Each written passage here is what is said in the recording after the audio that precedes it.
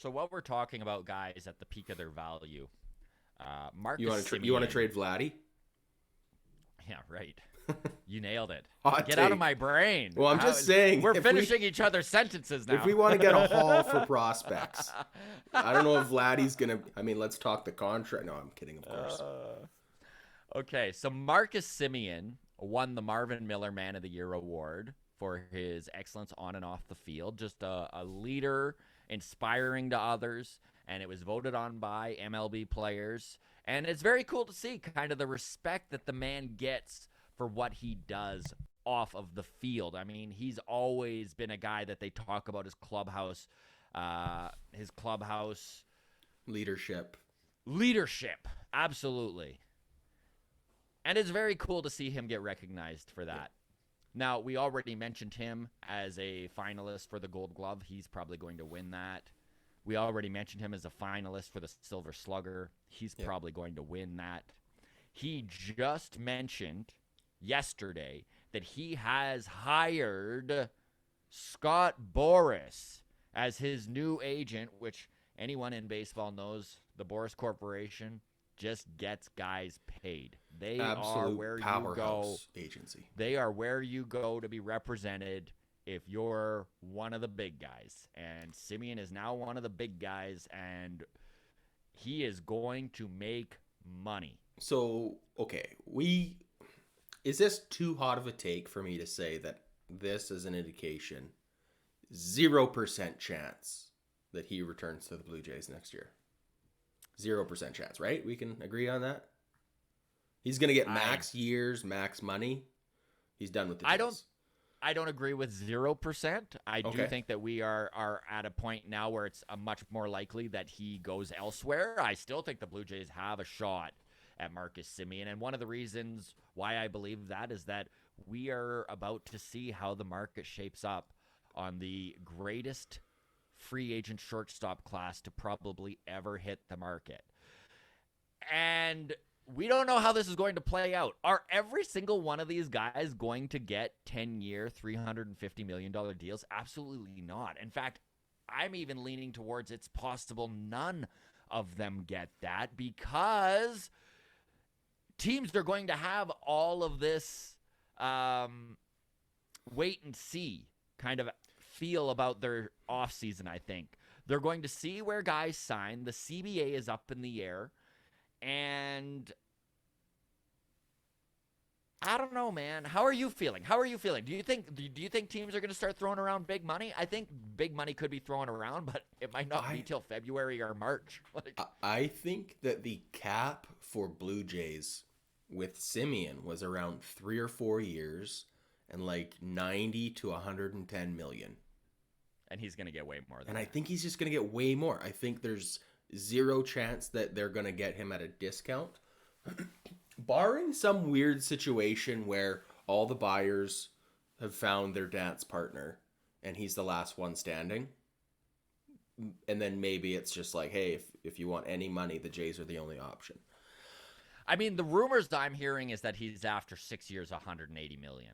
And if that's the case, then I don't think the Jays do that. I don't even think the Jays do the Springer deal with him. 6 years, 150. I still think that's high. And I could be wrong, man. Like, here's the thing. Look at the hardware that he's collecting right now. He's one of the best fielders in baseball, one of the best hitters in baseball. Here's one thing. Guy.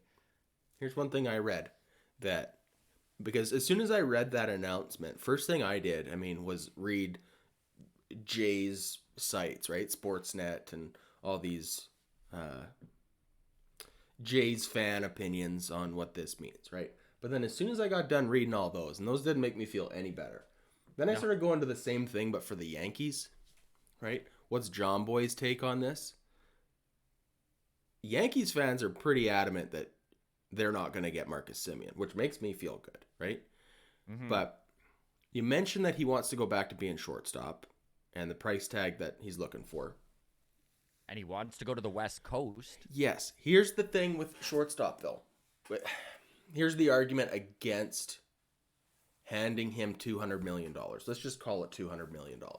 Sure.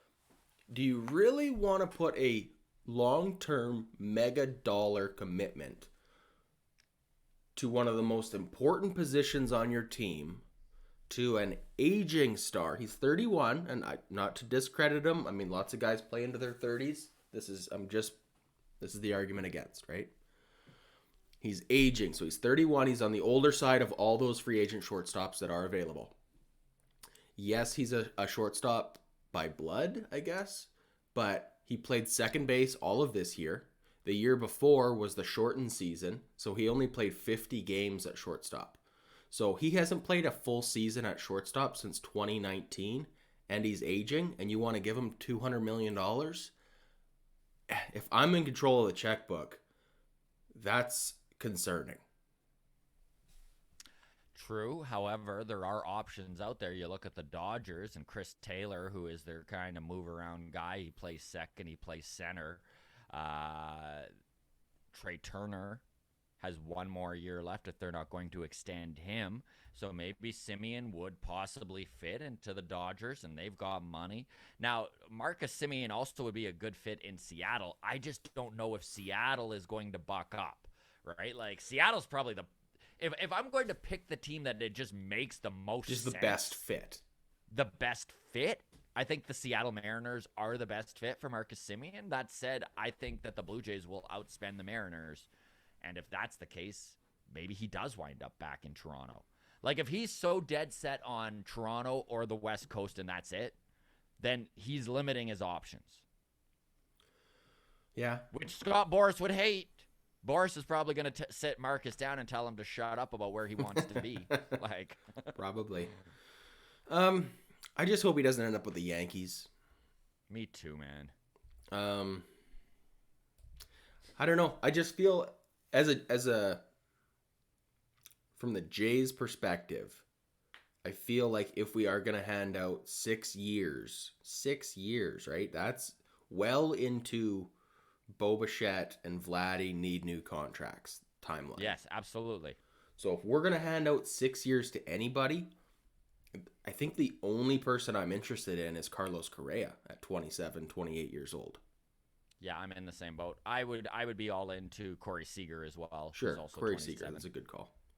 And a lefty bat.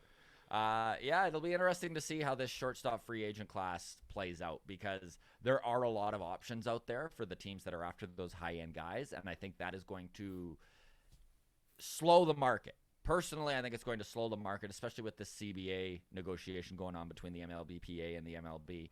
We might not see any movement on this for like a really heartbreaking amount of time. You know, we might not see anything until March. Who knows? Like, if this CBA negotiation goes into May, we might not even see any movement till May. Yeah, I think that's worst case scenario, but it's gonna be interesting. It's gonna be a wild offseason watching that shortstop free agent class, because yeah, who wants to be the first guy to set the market value for shortstop, right? Who's the first domino to fall? And that's going to be the most exciting thing about this whole thing, is who gives first. I mean, we already mentioned that Marcus is, after 6 years, $180 million. I've heard rumors that Correa's after $400 million in like 13 years. You know, same thing has been said for Corey Seager. I can't see these guys getting that money. But if that first domino falls and Correa gets $400 million, well, my goodness, then the market's been set.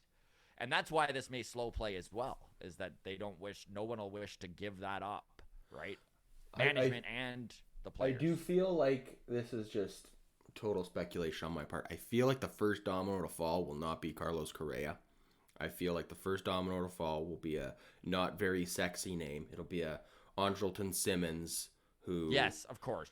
Someone is like, well, we know we aren't going to compete for those big names, but we do need a shortstop. And he's like, I have a chance to maybe walk away with a king's ransom here, and he might get a substantial contract still. Just, I don't know.